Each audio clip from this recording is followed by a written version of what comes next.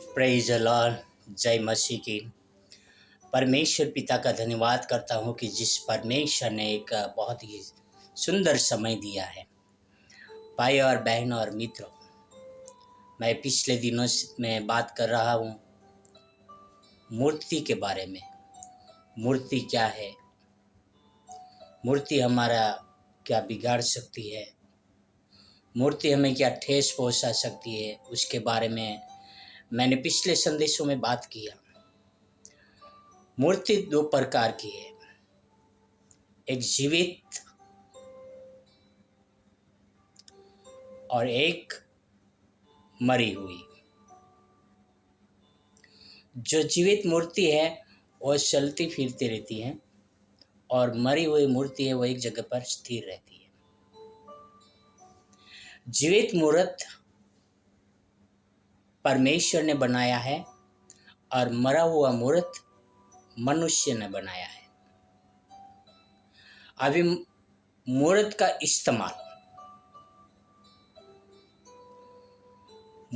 इस्तेमाल मनुष्य अपने स्वार्थ के लिए करता है, अपनी सुख सुविधा के लिए करता है, अपने घरों की सजावट के लिए करता है। और कुछ पॉलिटिक्स लीडर मूर्तियां बनवाते हैं, वह अपना कैरियर यानी पॉलिटिक्स पावर बढ़ाने के लिए करता है,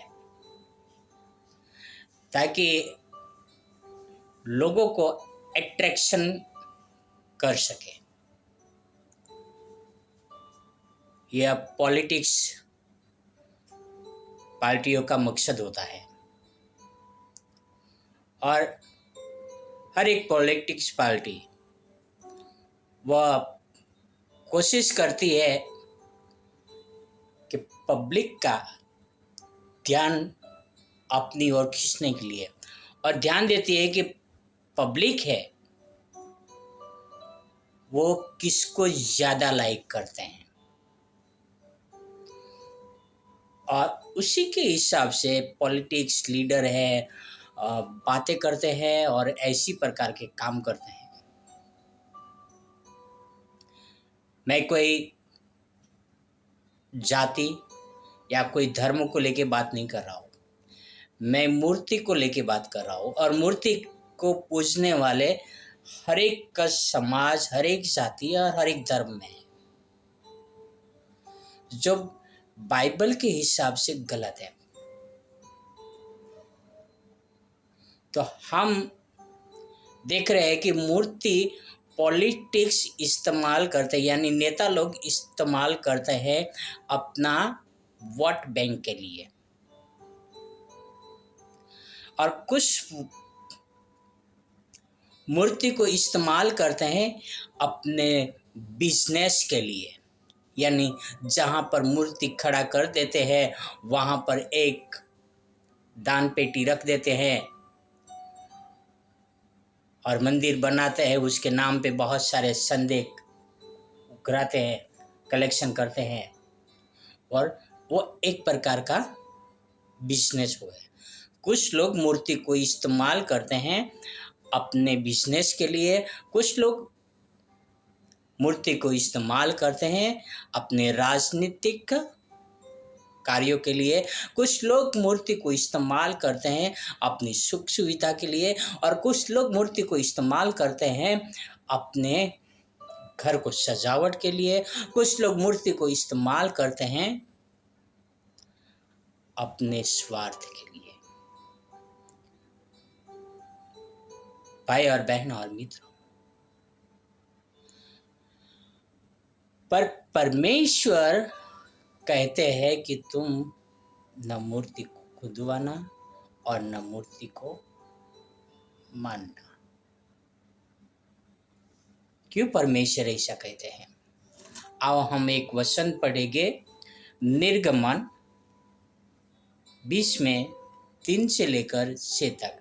एक्सोडस 20 वर्स 3-6। तू मुझे छोड़ दूसरों को परमेश्वर करके ना मानना। ये मैं नहीं बोल रहा हूँ, ये परमेश्वर बोल रहा है कि तू मुझे छोड़ और किसी को परमेश्वर करके ना मानना।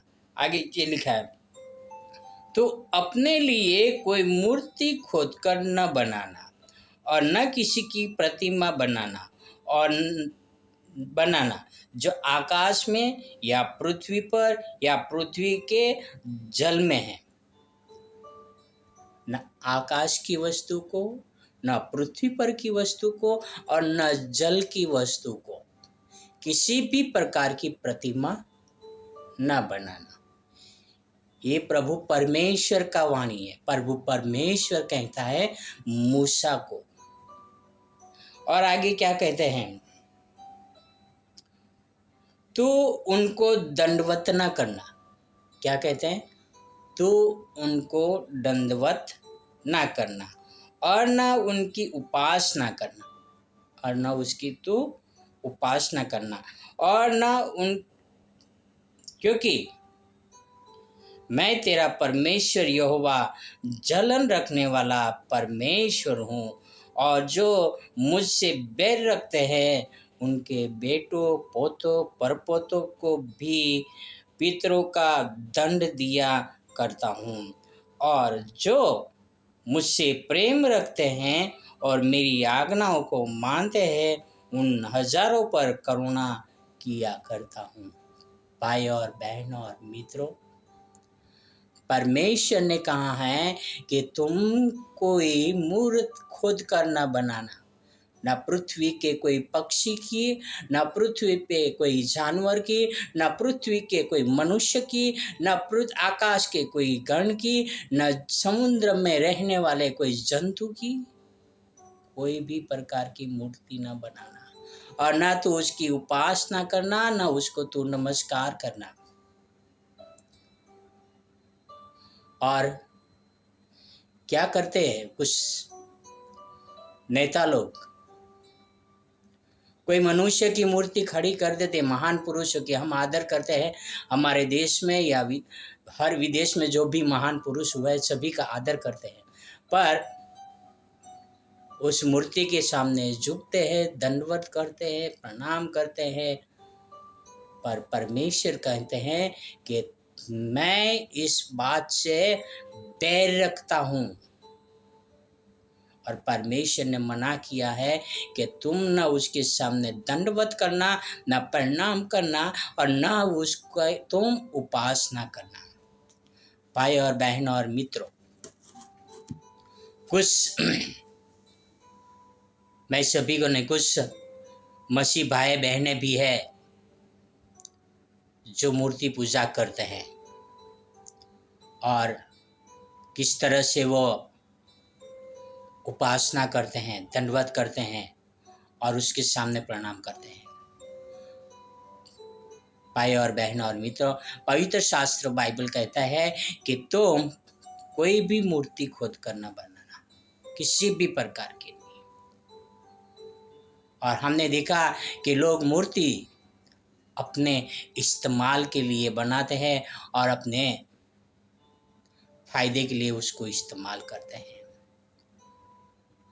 जिसकी मान्यता जिसमें है, जिसको आस्था जिसमें है, उसकी वो मूर्ति बनाते हैं और उसके पूजा अर्चना प्रार्थना करते हैं।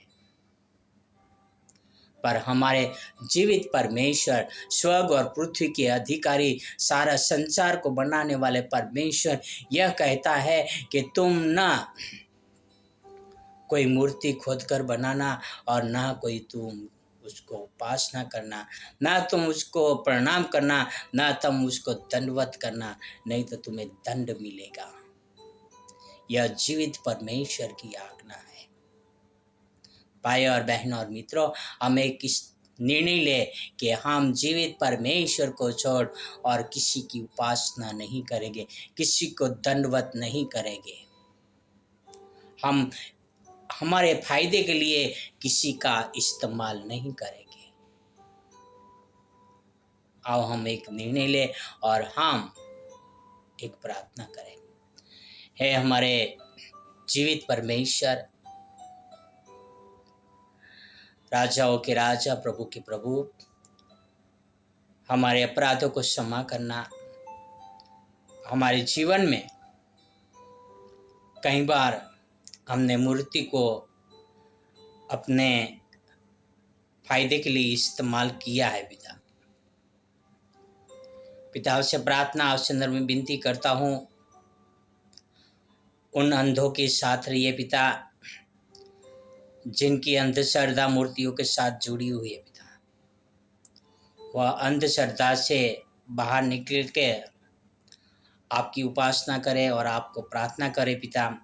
ये आपसे प्रार्थना, आपसे विनती करता हूँ पिता। धन्यवाद करता हूँ यीशु मसीह के लिए, आपके प्रेम के लिए और आपके अनुग्रह के लिए पिता, और आपके वचनों के लिए पिता। पिता, आगे का समय आपके हाथ दे रहा हूँ। ये सारी प्रार्थना मेरे उद्धार करता प्रभु का प्रभु, राजाओं का राजा यीशु मसीह के नाम से करता हूँ। आमीन, आमीन, आमीन। God bless you. Have a wonderful day.